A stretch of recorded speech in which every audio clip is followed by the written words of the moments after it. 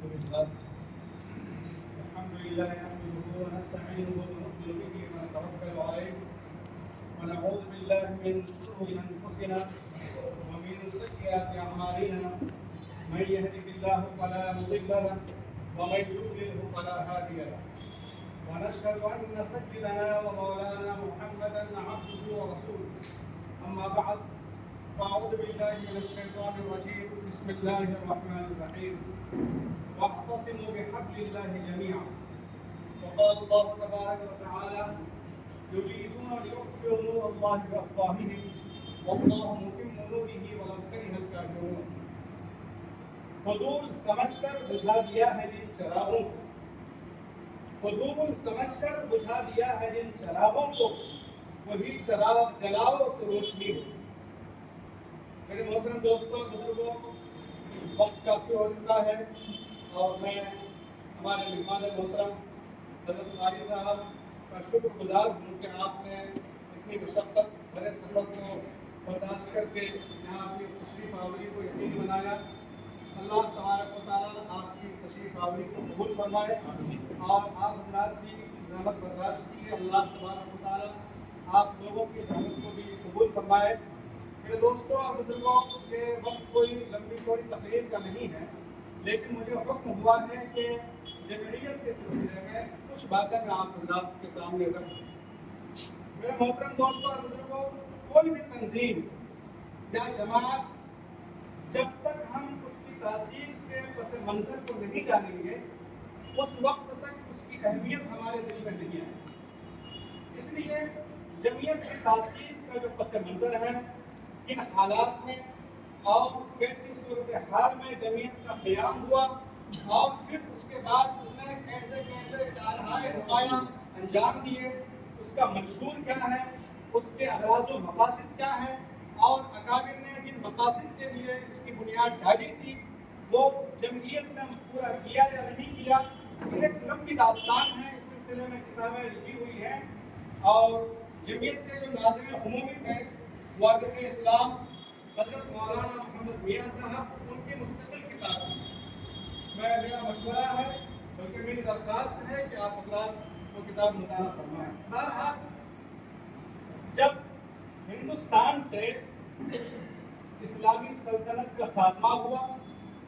اور انگریزوں نے یہاں پہ اپنا تسلط جمایا تو بات اس حد تک اگر رہتی تھی تو اتنا مسئلہ گمبھیر نہیں ہوتا. لیکن جو لوگ اس کی تاریخ سے واقف ہیں وہ جانتے ہیں کہ پھر بعد میں ان لوگوں نے اس ملک کی پوری تہذیب کو اور پورے مذہب کو دین ہی کو بدلنے کے لیے پوری پلانی کی. اس وجہ سے ہمارے اکابر کو اس کے لیے کچھ کھڑا بنا پڑا. ایک لمبی تاریخ کی کتابیں لکھی. لیکن جمعیت جن حالات میں وجود میں آئی ہے میں صرف اسی نقطۂ نظر پر تھوڑی سی روشنی ڈالتا ہوں.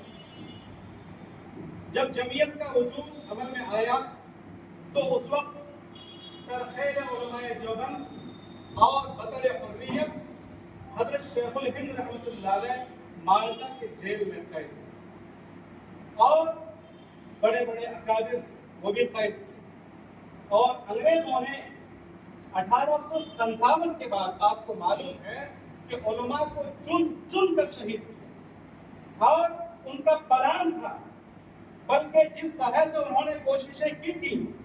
اگر اللہ تبارک و تعالیٰ کو ہندوستان میں مسلمانوں کی بقا منظور نہیں ہوتی تھی تو وہ اپنے پلان میں مکمل کامیاب ہو چکے ہوتے. 1857 کے بعد خود غیر مسلم مورخین نے لکھا ہے, لالا لاجپت ان کی کتاب ہے 1857 کے مسلم مجاہدین اور مسلم شہداء, اس میں لکھا ہے کہ 5 لاکھ مسلمانوں کو شہید کیا. پوری آبادی کی آبادی خاکستر کر دی گئی اور علماء بلکہ اگر مسلمانوں کی شکل و صورت میں ہوتی تھی بلکہ اگر انہیں اس بات کا احساس ہوتا تھا کہ یہ ہندوستانی ہے تو انہیں بھی ختم کر دیا. تو 1857 کے بعد اسلام کی بقا مشکل ہوئی. پھر تقریباً 10 سال کے بعد 1866 میں दारुल उलूम देवबंद की बुनियाद, वो एक लंबी तारीख। फिर 1919 का जो ज़माना है, ये वो ज़माना था कि जब अंग्रेज़ की ताकत बहुत ज़्यादा बढ़ गई, इसलिए कि 1914 के अंदर पहली जंग अजीम छिड़ चुकी। और पहली जंग अजीम में हालांकि हिंदुस्तानी मुसलमानों ने